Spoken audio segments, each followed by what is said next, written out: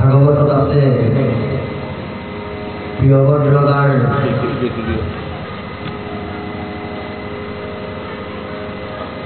সমস্ত কাহিনী আমি ইয়াতে মংগলাচৰণতে আৰম্ভ কৰিছোঁ। ভক্তি কৰ্মৰ মহত্ব পঞ্চম স্কন্ধ ন? হয়।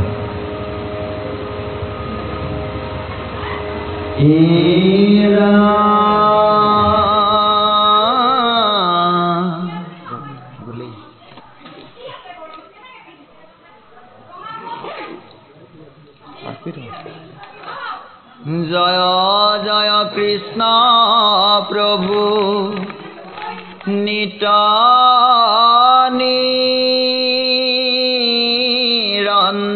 নিরঞ্জন জীবর জীবন নম দেওকি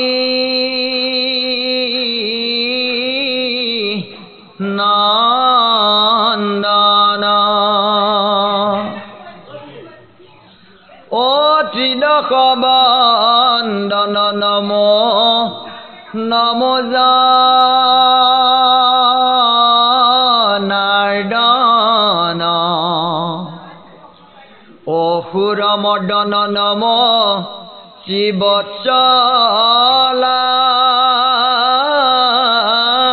শ্রীবৎসলাঞ্জন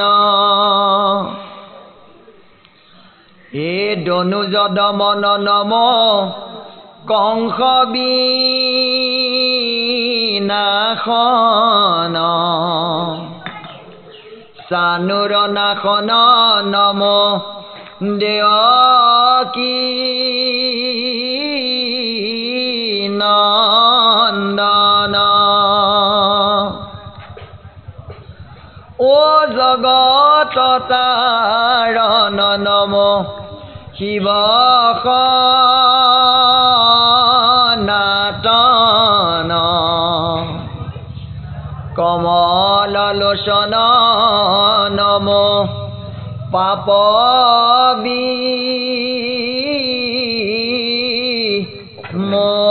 বিমোচন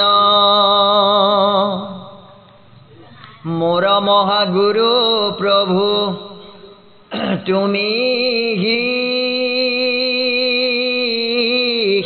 হৃষিকেশ হৃদয়ত থাকি মোক দিয়ায়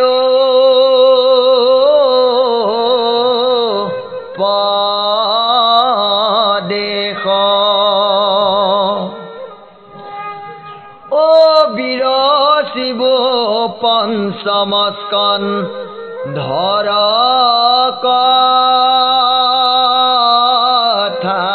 কথাষাৰ হৌক পদ তব পদ প্ৰসাদে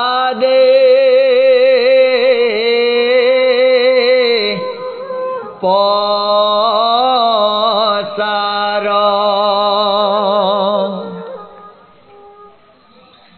ও শুনা সভাসদ ইটো কথা মনোহৰ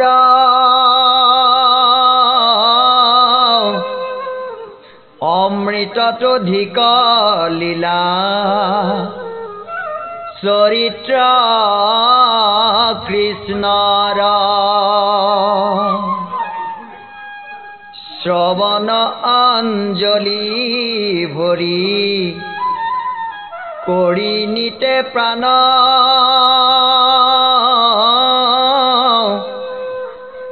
লভিবা ভকতি পাইবা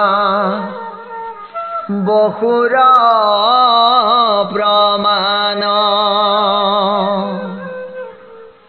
মোৰ পদ বলি নকো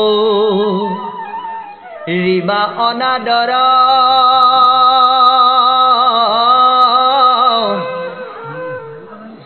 অদ্ভুত মহিমা শুনা কৃষ্ণ চৰিত্ৰ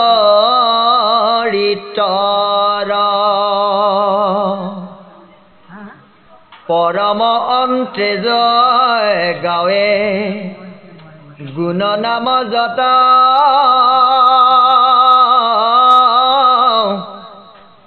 তাক কণী হোৱে নৰ পৰম পবিত্ৰ ও পৰম নিৰ্গুণ বিধি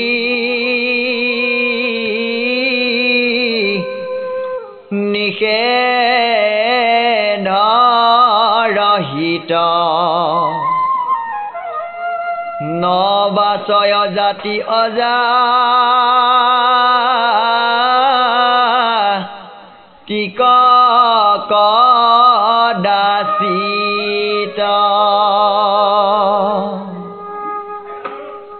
ই দেশত পূৰ্বে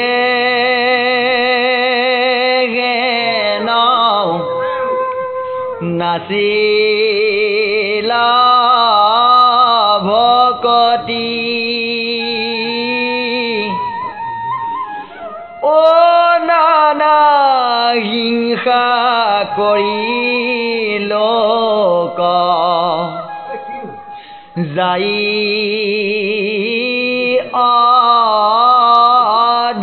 অধগতি পাছে দৈৱগতি আহি কৃষ্ণৰ কৃপাত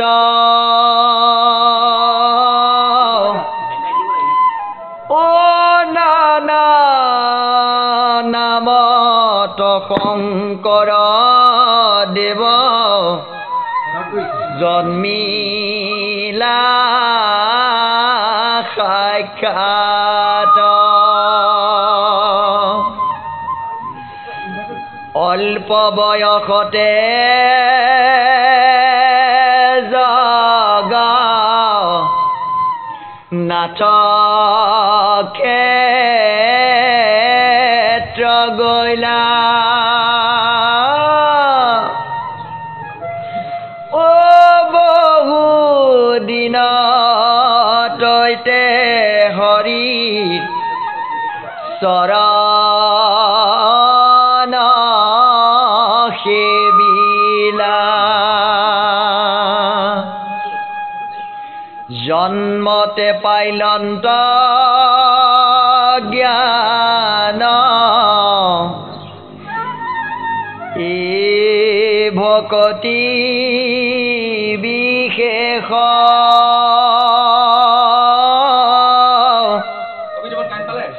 ও আজ্ঞা পায়া পাছে আহি লন্ত নিজ দেশ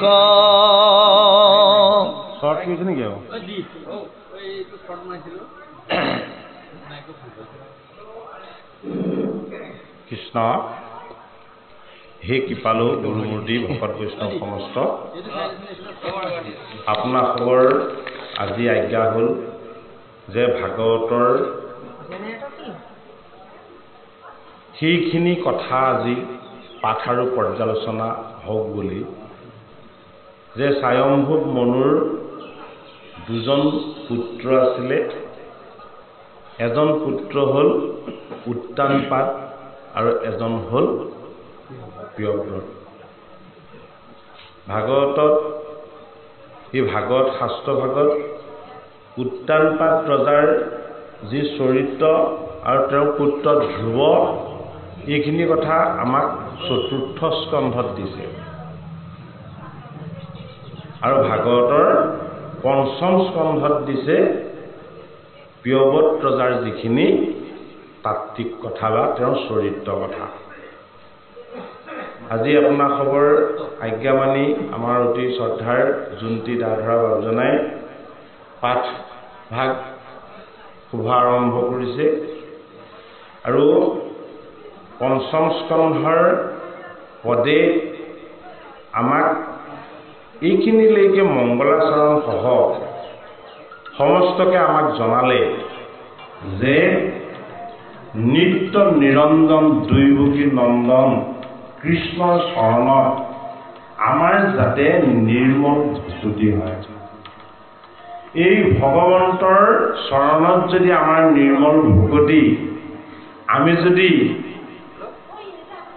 লাভ কৰিবলৈ আমি যত্নকৰ হওঁ, তেতিয়াহ'লে জীৱৰ জীৱনস্বৰূপ দৈৱকী নন্দন কৃষ্ণৰ চৰণ যাতে আমি সৰ্বদা বৰ্ণনা কৰোঁ।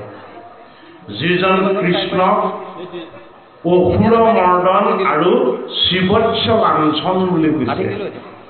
মংগলাচৰণত পঞ্চম স্কন্ধৰ এই পদ নিবন্ধন কৰিছে অনিৰুদ্ধদেৱে। অনিৰুদ্ধদেৱ সেই সময়ৰ এজন অতি শ্ৰেষ্ঠ আসনত অধিষ্ঠিত কবি। শংকৰী যুগৰ কলাপচন্দ্ৰ দেৱ, অনিৰুদ্ধদেৱ, বিষ্ণু ভাৰতী, এইসকল কবি, জগতগুৰু শ্ৰীমন্ত শংকৰদেৱ, এইসকল কবি সকলোৰে ৰেণু ৰেণু সহযোগিতাত এই বৈকুণ্ঠৰ কল্পতৰু পদবন্ধ ভাগত শাস্ত্ৰভাগ সম্পূৰ্ণ হৈছে। গুৰুজনাই বিশেষত প্ৰথম স্কন্ধ, দ্বিতীয় স্কন্ধ, একাদশ স্কন্ধ আৰু আদি দশম, গুৰুজনাই এইখিনি বিশেষত কৰিছে।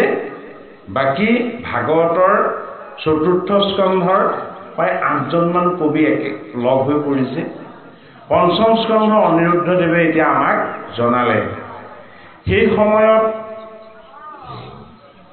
বিশেষত শাস্ত্ৰ সংস্কৃত ভাষাতে আছিল। সংস্কৃত নজনাসকলে শাস্ত্ৰৰ তত্ত্বমৰ্মৰ কোনো স্পৰ্শ লাভ কৰিব নোৱাৰে। জগতগুৰু শ্ৰীমন্ত শংকৰদেৱ গুৰুজনা আৰু অপ্ৰমাদী কবি মাধৱ কন্দলী, হেম সৰস্বতী, এইসকলে যত্ন কৰি পদবন্ধে পৌৰাণিক আখ্যান কাহিনী আদিবিলাক জনতা জনাৰ্দনৰ মাজত বিলাবলৈ পদবন্ধে যত্ন কৰিছিলে। আৰু তাৰ ফলশ্ৰুতিতে আমি আজি শ্ৰীমদ ভাগৱত মূল সংস্কৃত ভাষাৰ এই শাস্ত্ৰভাগ আমি পদবন্ধে আমি পাইছোঁ। আৰু ভাগৱত অমৃত পান কৰাৰ কৃপা আমি সেইসকলৰ পৰা লাভ কৰিছোঁ। যদিও গংগাৰ পাৰত শুকৰ মুখপদ্মে নৈমিষ ক্ষেত্ৰত সৌনকাদি সহস্ৰ ঋষি ফুটে, আৰু কুশাৰুৰ নন্দন মৈত্য ঋষিৰ আশ্ৰমত যদিও বিদুৰে ভাগৱত শ্ৰৱণ কৰিছে, এই ভূমিভাগলৈ ভাগৱত শাস্ত্ৰ নমাই আনিলে ব্যাস নন্দন শুকদেৱে। শুকৰ মুখপদ্মে এই ভাগৱত ভূমিভাগত পৰিছে। আৰু আমি আমাৰ অতি দায়াশীল এই গুৰুজনৰ কৃপাত জগতগুৰু শ্ৰীমন্ত শংকৰদেৱ, মাধৱদেৱ আৰু অনিৰুদ্ধদেৱ আদি এইসকলৰ বহুত ত্যাগৰ কাৰণে আমি এই শাস্ত্ৰভাগ আজি পদবন্ধে ভাগৱত শাস্ত্ৰৰ অমৃত আমি পান কৰিবলৈ পাইছোঁ। কবিজনাই পদবন্ধে নিবন্ধন কৰা এই শাস্ত্ৰত আমাক মংগলাচৰণ আমাক প্ৰথমতে শ্ৰৱণ কীৰ্তন কৰাইছে, কিয়নো আমাৰ আচৰণবিলাক অমংগলীয়া,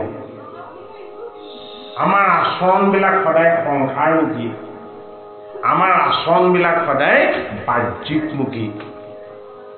ঈশ্বৰৰ কথা শ্ৰৱণ কীৰ্তন কৰিবৰ সময়ত আমাৰ আচৰণবিলাক যাতে ঈশ্বৰমুখী হৈ ল'ব লাগে। এই আচৰণবিলাকক ঈশ্বৰমুখী কৰিবৰ কাৰণে প্ৰিয়ৱত ৰজাৰ এই ভাগৱত তত্ত্বৰ ঈশ্বৰ কথা আমাক পদবন্ধে নিবন্ধন কৰাৰ আগত আমাক কবি অনিৰুদ্ধদেৱে জনাইছে মংগলাচৰণ। মংগলাচৰণৰ পদত ঘোষণা কৰিছে যে সমস্ত জনেই কীৰ্তন কৰক আৰু শ্ৰৱণ কৰক, জয় জয় কৃষ্ণ নিত্য নিৰঞ্জন, জীৱৰ জীৱন নমো দৈৱকী নন্দন। তিদশ বন্দন নমো নমো জনাৰ্দন অসুৰ মৰ্দন নমো শিৱৎসলাঞ্চন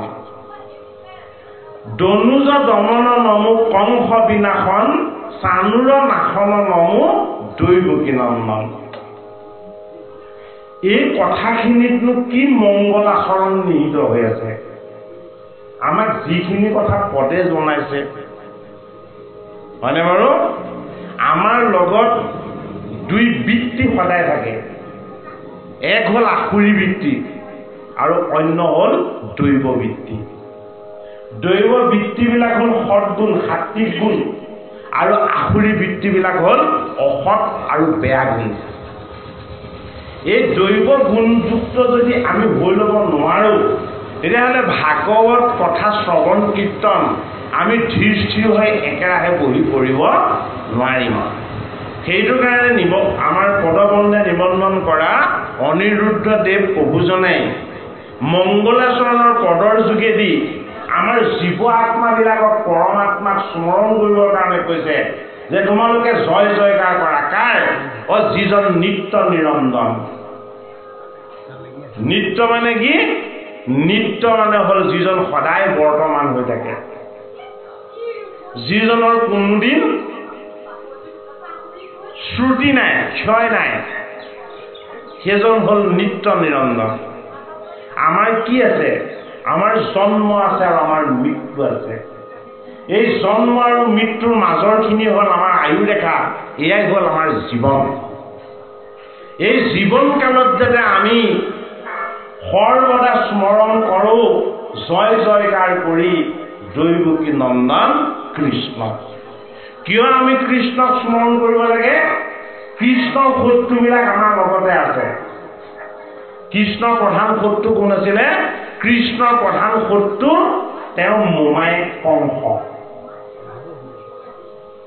কাৰণ জন্ম হ'বলৈকে নিদিয়ে। জন্ম হ'লেই লগে লগে মৃত্যুৰ শাস্তি তেওঁ দান কৰিব, আৰু তেওঁ 6টা সন্তান দৈৱকী বধো কৰিলে। সেইটো কাৰণে পদৰ যোগেদি আমাক কি বুলি জনাইছে? তিদশ বন্দন নমো নমো জনাৰ্দন। জনা মানে মায়া, মৰ্দন মানে মাইকা কৰবা।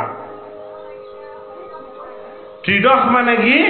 এই গোটেই স্বৰ্গ মৰ্ত্য পাতাল, এই ত্ৰিদশৰ দিগপাল দেৱতা আদি সকলোতে বিৰাজমান হৈ থকা এই ব্ৰহ্মাণ্ডখনৰ যিজন নিয়ন্ত্ৰণ, সেইজন অসুৰ মৰ্দন। অসুৰবিলাকক বধ কৰিব পাৰোঁতা, বিনাশ কৰিব পাৰোঁতা, হয়নে? অসুৰবিলাক আমাক ভাওনাৰ যোগেদি, ভাৱনাৰ যোগেদি, শাস্ত্ৰৰ যোগেদি যদিও প্ৰকাণ্ড প্ৰকাণ্ড ৰূপত আমাক যদিও কাহিনীৰ ৰূপত যদিও আমাক দেখুৱাইছে, এই অসুৰবিলাক কিন্তু বাহিৰত নাই। এই অসুৰবিলাক আমাৰ ভিতৰতহে আছে। এই ভিতৰত থকা অসুৰকেইটাক আমি বধ কৰিব লাগিব। কেনেকৈ বধ কৰিব লাগিব? এই ভিতৰত থকা অসুৰকেইটাক বিনাশ কৰিবলৈ হ'লে আমি কৃষ্ণ বস্তুত আশ্ৰয় ল'ব লাগিব। কৃষ্ণ হ'ল পৰমাত্মা, নিত্য নিৰঞ্জন, যিজনৰ শ্ৰুতি নাই, ক্ষয় নাই, যিজনৰ বিনাশ নাই, যিজনৰ আকাৰ নাই, যিজনৰ নিৰাকাৰ বুলি কোৱা হৈছে। গতিকে এই ভাগৱত সত্ৰত আজি উপবিষ্ট প্ৰত্যেকজন বৈষ্ণৱ আই শিশু সমস্তজনেই হৃদয়ত হৃষিকেশক প্ৰত্যেকজনেই জনাওক যে হে ভগৱান দৈৱকী নন্দন কৃষ্ণ, আজি তোমাৰ আমি জয় জয়কাৰ ঘোষণা কৰিবলৈ আহিছোঁ। আমি কি কৰিবলৈ আহিছোঁ? আমি আজি প্ৰত্যেকেই ভাগৱত শ্ৰৱণ কীৰ্তন কৰিবলৈ আহিছোঁ, সেয়া হয়, কিন্তু আমি লগতে তাৰ লগতে আৰু এটা কথা যুক্ত হৈ যায় বোলে কি? আমি আজি ভগৱান কৃষ্ণৰ জয় জয়কাৰ কৰিবলৈ আহিছোঁ। কিয়? আমি ভগৱান কৃষ্ণক ভাল পাওঁ। ভগৱান কৃষ্ণ তত্ত্বক আমি কি কৰোঁ? উপাসনা কৰোঁ। সেইটো কাৰণে আমাৰ লগত থকা এই মামাৰূপী সম্বন্ধত বৈৰী এই বৃত্তিটোৰ কথা কি বুলি ক'লে? দনুজ দমন নমো কংস বিনাশন। এই আমাৰ লগত থকা কংস মামা যাতে বধ হয়। কংস মামা কি? কংস মামা হ'ল আমাৰ দুষ্ট বুদ্ধি আৰু বেয়া ৰিপুবিলাক। দুষ্ট বুদ্ধি আৰু বেয়া ৰিপুবিলাক বিনাশ নহ'লে সত্য শুদ্ধ সনাতন ঈশ্বৰ কৃষ্ণৰ পৰমাত্মাৰ পৰম তত্ত্বৰ প্ৰকাশ নহ'ব। সেইটো কাৰণে আমাক মংগলাচৰণত প্ৰথম আহ্বান জনাইছে, এই তোমাৰ লগতে থকা বেয়া চিন্তা, বেয়া ভাৱ, দুষ্ট বুদ্ধি এইবিলাকে যাতে তোমাক এই সময়ত আৰু ত্যাগ কৰিব নোৱাৰে। কি কৰা? এই চানুৰ মুষ্টিক কংস, এই অসুৰবিলাকক বিনাশ কৰিব পৰা সৰ্বশক্তিমান ভগৱান কৃষ্ণ তুমি স্মৰণ কৰা। কমল লোচন নমো পাপ বিমোচন, জগত তাৰণ নমো শিৱ সনাতন। চানুৰ মুষ্টিক, চানুৰ আৰু মুষ্টিক হ'ল আমাৰ বেয়া বৃত্তিৰে দুটা পাক।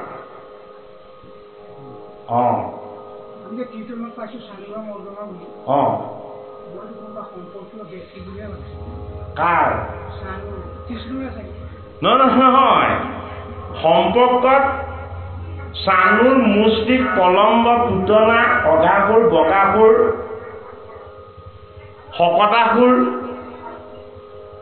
ধেনুকাসুৰ এই সকলোবিলাক কংসৰ অনুচৰ। তেতিয়াহ'লে কৃষ্ণৰ অনুচৰ হ'ল সকলো যদি কংসৰে। কৃষ্ণৰ অনুচৰ দুজন তাকো বন্দী কৰি থৈ দিলে। এজন হ'ল বসুদেৱ, অন্যগৰাকী হ'ল দৈৱকী। এই বসুদেৱ হ'ল আমাৰ মনৰ শুদ্ধ সাত্বিক বৃত্তি প্ৰতিষ্ঠা, দৈৱকী হ'ল আমাৰ দয়া ক্ষমা প্ৰেম ভক্তি এই শুদ্ধ বিচাৰ। সেইটো কাৰণে তেওঁ দেৱী। বসুদেৱ কি? বসুদেৱ পুৰুষ তত্ত্ব, আমাৰ বৃত্তি। বৃত্তি যদি ভাল হয় তেতিয়াহ'লে কংসই বৰ বেয়া পায়। কংস কি? কংস আমাৰ দুষ্ট ৰিপু, কংস আমাৰ বেয়া বাসনা। সেইটো কাৰণে এই পদত আমাক স্মৰণ কৰাইছে কি বুলি? জগত তাৰণ নমো শিৱ সনাতন।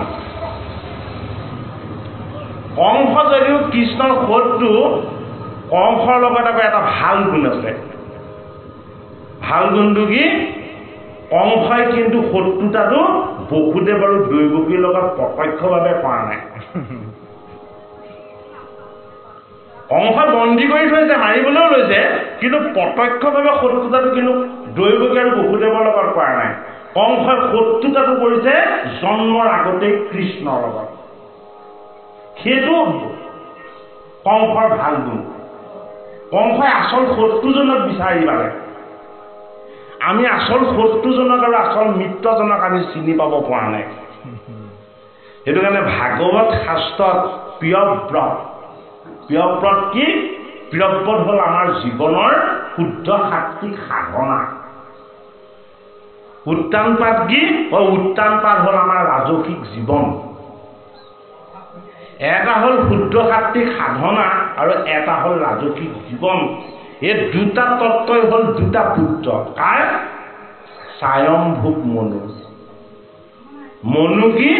মনু হ'ল এজন বৈষ্ণৱ, ব্ৰহ্মাৰ পুত্ৰ। এই বৈষ্ণৱজনে বৈষ্ণৱ হৈ ঈশ্বৰ কৃষ্ণৰ যশ গুণ আৰু লীলাকে প্ৰকাশ কৰিব বিচাৰিলে। সেইটো কাৰণে উত্তানপাত ৰজাৰ দুগৰাকী ভাৰ্যা আমাৰ লগতে থকা দুটা বৃত্তিস্বৰূপ, এগৰাকী সুনীতি, এগৰাকী কুৰুচি। সুনীতি আমাৰ জীৱনৰ সৎ সাধনযুক্ত শক্তিবিলাক, কুৰুচি আমাৰ জীৱনৰ ভোগবিলাক আৰু আনন্দবিলাক। সেইটো কাৰণে সুনীতিৰ পুত্ৰৰ নাম ৰখা হ'ল ধ্ৰুৱ। ধ্ৰুৱ মানে কি? ধ্ৰুৱ মানে সত্য। সত্য কোন? সত্য কেৱল পৰমাত্মা। পৰমাত্মাইহে সত্য, পৰমাত্মাৰ তত্ত্বইহে সত্য। সেইটো কাৰণে উত্তানপাতৰ যোগেদি ধ্ৰুৱৰ চৰিত্ৰ, ধ্ৰুৱৰ আখ্যান, সুনীতি আৰু সুৰুচিৰ এই কথা আমাক ভাগৱতৰ চতুৰ্থ স্কন্ধত দিছে। এতিয়া পঞ্চম স্কন্ধত দিছে আমাক কি? প্ৰিয়ব্ৰত ৰজাৰ ঈশ্বৰ তত্ত্বৰ যিখিনি কথা। আমি প্ৰিয়ব্ৰত নামৰ সেই সাধনময় মনুৰ পুত্ৰজনৰ দ্বাৰা আমাৰ কেনেদৰে ভগৱত জ্ঞান লাভ হ'ব, ঈশ্বৰ জ্ঞান লাভ হ'ব, আমাক ভাগৱতৰ পঞ্চম স্কন্ধই সেইখিনি ক'বলৈ যোৱাৰ আগত আমাক কি কৰিছে, আমাৰ লগত ঢেৰ লেতেৰা বস্তু থাকে, এইবিলাক আমি নিজে চালেহে দেখোঁ, আনে চালে কেতিয়াও ধৰিব নোৱাৰে। আমাৰ যিখিনি বেয়া চিন্তা আছে, বেয়া ভাৱনা আছে, বেয়া বৃত্তি আছে, এইবিলাক আমাৰ লেতেৰা বস্তু। আমি নিজে যদি ভালকৈ মনন কৰোঁ সেইবোৰ চব দেখা পাম। আনে কিন্তু বাহিৰৰ পৰা সেইবিলাক দেখা নেপায়। নিজে যদি শুদ্ধ হৈ লোৱা নাযায়, আটাইতকৈ পবিত্ৰ ঈশ্বৰজনক আমি কেনেকৈ পাম? সেইটো কাৰণে কি বুলি আমাক বকিছে, জগত তাৰণ নমো শিৱ সনাতন। শিৱনো কি? শিৱ ভগৱন্তৰ এটা নাম। শিৱ ব্ৰহ্মাৰ ভূৰ মধ্যে জন্ম হোৱা ব্ৰহ্মাৰ পুত্ৰ। আৰু শিৱ কি? শিৱ এজন বৈষ্ণৱ। এই শিৱ সনাতন বুলি কিয় বোলে, যে শিৱ বৈষ্ণৱ হলেও জীৱহে। জীৱ কি? জীৱ ঈশ্বৰৰ অংশ। এই ঈশ্বৰৰ অংশ জীৱ আহি থাকিব, গৈ থাকিব, ঈশ্বৰৰ ইচ্ছা। সেইটো কাৰণে কি বুলি কৈছে, জগত তাৰণ নমো শিৱ সনাতন। এই জগতখনক উদ্ধাৰ কৰিব কিহে? প্ৰত্যক্ষভাৱে ঈশ্বৰে নহয়, ঈশ্বৰৰ অংশ জীৱই। জীৱৰ দ্বাৰাহে জগতৰ সংসাৰৰ পৰা আমি উদ্ধাৰ হওঁ। ভগৱানে আহি আমাক প্ৰত্যক্ষভাৱে উদ্ধাৰ কৰি নিদিয়ে। আজি যদি সেৱকী বাদ জনায়, এই ইমান গৰমতো সকলো দুখ কষ্টক আওকাণ কৰি, এই ভকত বৈষ্ণৱ আৰু ভাগৱত শাস্ত্ৰক একঠাই কৰি আমাক যদি অকণমান এই অমৃত পান কৰাৰ সুযোগ নিদিলেহেঁতেন, আমি পালোহেঁতেন জানো? কেতিয়াও নাপাওঁ। আমাক ঈশ্বৰৰ মংগলময় কথাৰ ভাগ কোনে দিছে? এই জীৱই দিছে। সেৱকীক জীৱ বুলি ধৰা হৈছে, হয়নে? যি শুদ্ধ জীৱৰ দ্বাৰা জগতৰ কুশল মংগল হিত আৰু কল্যাণ হয়, সেয়া ঈশ্বৰৰ অংশ, শুদ্ধ বস্তু। বোলে কি? সনাতন সত্য ঈশ্বৰৰ তত্ত্বই হ'ল শুদ্ধ জীৱ। শুদ্ধ জীৱক কোৱা হয় শিৱ বুলি। সেইটো কাৰণে জীৱৰ মংগল, জীৱৰ দয়া, জীৱৰ প্ৰেম, এয়া ঈশ্বৰ প্ৰেম। সেইটো কাৰণে আমি পাথৰৰ ভগৱানজনক বৰকে বিচাৰি লাভ নাই। চকুৰে নেদেখা আসনত বহুৱাই থোৱা ভগৱানজনক আমি প্ৰত্যক্ষভাৱে গৈ চৰণ চুই আশীৰ্বাদ ল'ম বুলি ভবাটো, এইটো আমাৰ মনৰ ভ্ৰম। আমি কেনেকে আশীৰ্বাদ ল'ব লাগিব? সমস্ত জগতৰ জীৱৰ কুশল মংগল হিত আৰু কল্যাণ চিন্তা কৰি জীৱ আৰু শিৱৰ দ্বাৰাহে পৰম তত্ত্ব পৰম কৃষ্ণৰ আমি আশীৰ্বাদৰ ভাগ লাভ কৰিব পাৰিম। সেইটো কাৰণে ভাগৱত শাস্ত্ৰ ভাগত পৰীক্ষিতক গুৰু ভগৱান সুখে কৈছে যে, হে পৰীক্ষিত, মই এতিয়া তোমাক ভাগৱত কম সপ্তম দিনলৈকে। এই সময়খিনিত কিন্তু তুমি এটা কাম অতি নিষ্ঠাৰে কৰিব লাগিব। বোলে কি কাম? মই যি কৈ যাম এই কথা কিন্তু তুমি অতি গুৰুত্ব সহকাৰে আৰু অতি ভক্তিভাৱেৰে শ্ৰৱণ কৰিব লাগিব। মই কোৱা কথাৰ পৰা যদি তুমি কেনেবাকৈ অকণমানো আঁতৰি যাবলৈ হয়, তেতিয়াহ'লে কিন্তু মোৰ এই বৈ অহা ভাগৱত ৰূপী গংগা ৰৈ যাব।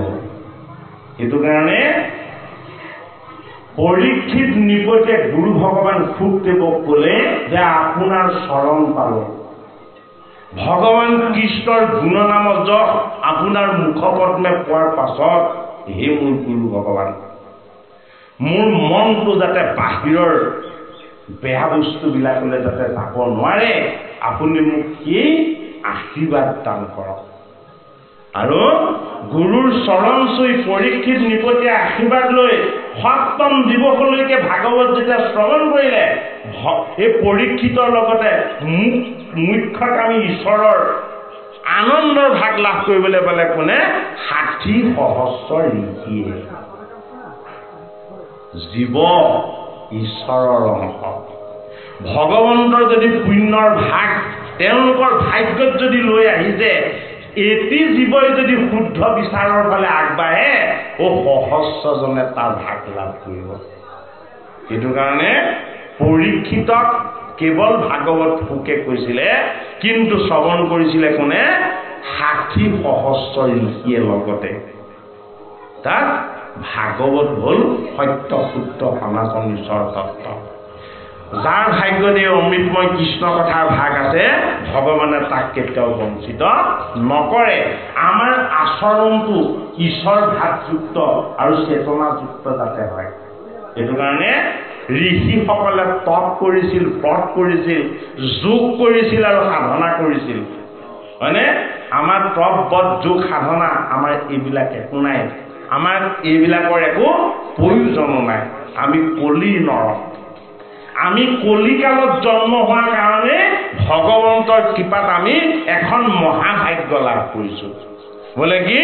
হৰিৰ নামেই তপ, হৰিৰ নামেই জপ, হৰিৰ নামেই ব্ৰত। হৰিৰ যদি নাম গুণ আৰু যশ এইখিনি কথাক, এই কথাক যদি আমি পান কৰিব পাৰোঁ, তেতিয়াহ'লে আমি এই জীৱন্ত কালতেই মুক্তি বা মুকুতি লাভ কৰাৰ যিটো আনন্দ, সেই আনন্দটো লাভ কৰিব পাৰিম। সেইটো কাৰণে ভাগৱত শাস্ত্ৰই সমস্ত জীৱৰ মনৰ যিখিনি কামনা আছে সকলোখিনি পূৰ কৰে বুলি কৈছে। সেইটো কাৰণে আজিকালি খুব ভাগৱত পাঠ পাতিবলৈ লৈছে, মানে আৰু কিবা এটা ফল আশা কৰিয়ে পাতিলেও ভাগৱত শাস্ত্ৰ নিৰ্গুণ, ই ফলৰ বাসনাৰ পৰা জীৱক মুক্ত কৰি দিয়ে। সেইটো কাৰণে আপোনাসক সমস্ত ভকত বৈষ্ণৱ আমি সমস্তজনকে পুনৰ সেৱা জনাইছোঁ যে ইমান গৰমকো আপোনালোকে আওকাণ কৰি এই ঈশ্বৰৰ কথা শ্ৰৱণ কীৰ্তন কৰিবৰ কাৰণে আপোনালোকে যে আহি এই সেৱকীৰ সেৱা ভাগত সফল কৰিবলৈ যত্ন কৰিছে। কৃষ্ণ আকৌ পাতা আমি এটা কথা যে কাৰণ বোলে নাৰায়ণ, আপুনি আগতে বোলে যে সেই নাৰায়ণক বিচাৰিলে নাপাওঁ, ইফালে আমাক কৈছে যে কাৰণ নাৰায়ণ, যি কৰিছে আমাক তেওঁহে কৰিছে, কৰ্তা তেওঁৱে। গতিকে আমি জীৱবিলাকক বাচি থাকিলেতো নহ'ব, শিৱ আৰু জীৱ কথাটো। আৰু এটা কথা মোৰ মনলৈ আহিছে, আমি ইয়ালৈ আহি আজি পাপ কৰিছোঁ নে পুণ্য কৰিছোঁ? মই ভাবিছোঁ যে পাপটো মোৰ বেছি হ'ব ইয়ালৈ আহিলে অহাৰ কাৰণে। কিয়? ইয়াত যিখিনি কথা আমি শুনিম, এতিয়া শুনিলোঁ, আমাৰতো এই যে কংসটোৰ ভিতৰত সোমাই আছে, এইখিনিহে ঠাণ্ডা হৈ আছে কংসটো। ইয়াৰ পৰা ঘৰত পোৱাৰ পিছত আহি গ'ল নহয় ভাৱটো। তেতিয়া এই ভাগৱতৰ কথাটো আমি শুনাত এইখিনিতে শুনিলোঁ, গৈ পেলাই বেয়া কামটো বেছিকৈ কৰিবলৈ ল'লোঁ, তেতিয়া পাপটো বেছি হ'ব নে নহয়? নহয়, নোহোৱাৰ যুক্তিটো কি জানেনে?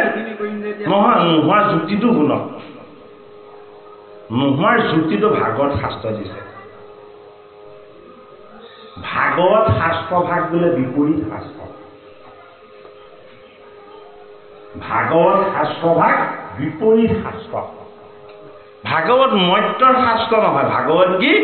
বৈকুণ্ঠৰ শাস্ত্ৰ। এইটো কাৰণে বৈকুণ্ঠৰ শাস্ত্ৰৰ অমৃতৰ যদি কোনোবাই অকণমানো যদি কেনেবাকৈ স্পৰ্শ পাব পাৰে, তেতিয়াহ'লে তাৰ কি হয়?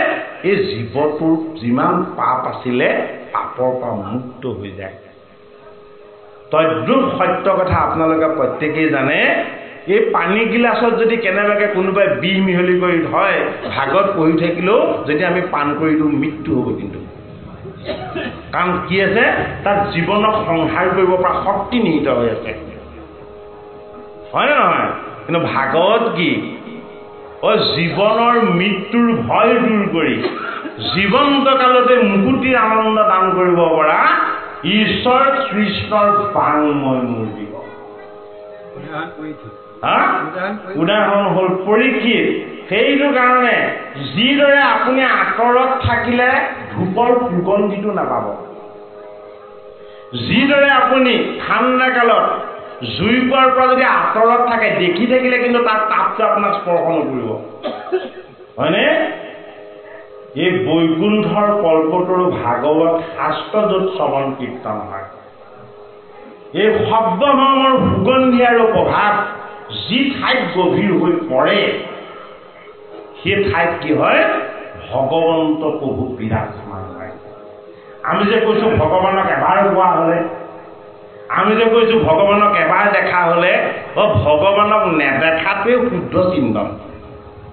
কাৰণ সত্য যুগৰ ঋষিসকলে নিৰাকাৰ সাধনা কৰিছিলে হৃদয়ত সেইটো কাৰণে তেওঁলোকে তপস্যা কৰিছিল সত্য যুগত তপস্যা আছিলে সাধনা কি সাধনা কৰিছিলে নিৰাকাৰ সাধনা কৰিছিলে গুণময় সাধনা কৰা নাছিলে ঈশ্বৰক ৰূপত কল্পনা কৰা নাছিলে ঈশ্বৰক গুণত কল্পনা কৰা নাছিলে ৰূপ আৰু গুণ এই সকলোৰে অতীতেই হ'ল ঈশ্বৰ সেইটো কাৰণে সত্য যুগৰ মানুহৰ আয়ু ৰেখাডাল বেছি দীঘল আছিলে সহস্ৰ বছৰ পৰ্যন্ত জীয়াই আছিলে বোলে কিয় তেওঁলোকৰ সাধনাটো শুদ্ধ আছিলে কলিৰ মনুষ্যৰ আয়ুটো আটাইতকৈ চুটি হয়নে বাৰু ভোগ বিলাস আৰু আনন্দটো বেছি কিন্তু কলিৰ মানুহৰ আকাৰো ক্ষুদ্ৰ কিন্তু ভগৱানে তাতে এটা বৰ ডাঙৰ বস্তু দি পঠিয়াইছে যিটো সত্য যুগৰ লোককো দিয়া নাছিলে কলিৰ মনুষ্যৰ বোলে বুদ্ধি বেছি হ'ব ও একান্ত ভকত হবে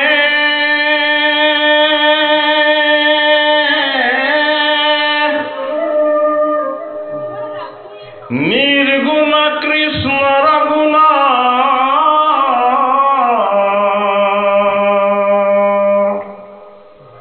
ও গাঁৱে সদা বসিয়া যথাত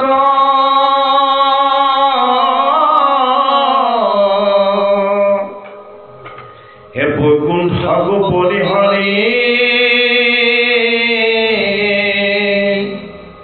যোগী ৰহিলে নয়ৰি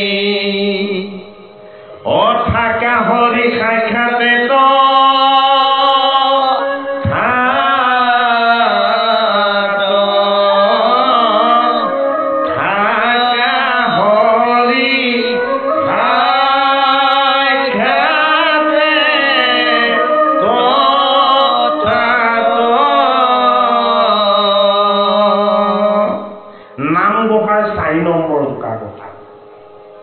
উপদেশ আৰম্ভ হৈছে আৰু মাধৱে ঘোষাৰ উপদেশত প্ৰথম আনি দেখুৱালে ঈশ্বৰ কৃষ্ণৰ যিটো বৈকুণ্ঠৰ তত্ত্ব বৈকুণ্ঠ ভগৱান কৃষ্ণৰ এটা নাম বৈকুণ্ঠ ভগৱান কৃষ্ণৰ এখন ধাম বৈকুণ্ঠ হ'ল এই ভাগৱত শাস্ত্ৰ আৰু বৈকুণ্ঠ হ'ল জগতৰ হৰিৰ তত্ত্ব এই সমস্তখিনি একত্ৰে প্ৰকাশ পায় ক'ত য'ত ভগৱান কৃষ্ণৰ গুণ যশ আৰু লীলা শ্ৰৱণ কীৰ্তন কৰা হয় সেইটো কাৰণে যোগীজনে নিৰাকাৰ ঈশ্বৰক সদায় দৰ্শন কৰিব বিচাৰে হৃদয়ত সেইটো কাৰণে সেইজন কৃষ্ণই সেই সময়ত যোগীৰ হৃদয় ত্যাগ কৰে বোলে কি তুমি জড় সাধনা কৰিছা আৰু এওঁলোকে চৈতন্য উপাসনা কৰিছে হৰিৰ গুণনাম কীৰ্তন কৰিলে হৰি চৈতন্য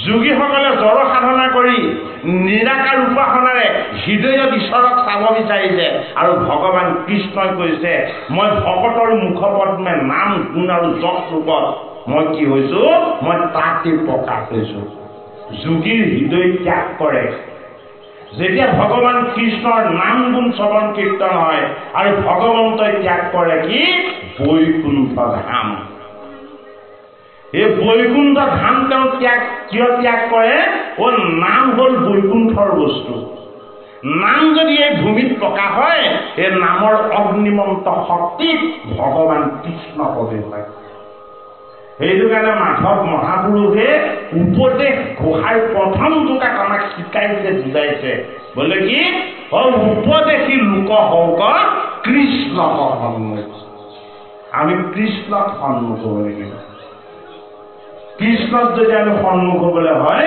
কৃষ্ণৰ গুণ নামক যশ শ্ৰৱণ কীৰ্তন কৰিব লাগিব কৃষ্ণ আকৌ অকণমান পাঠ আছে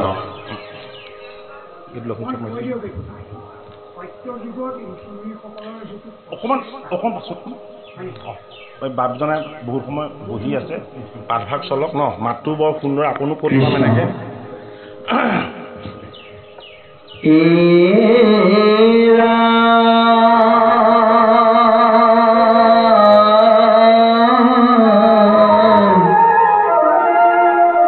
নানা দেশ ভন্তে কবে পণ্ডিত আহিলা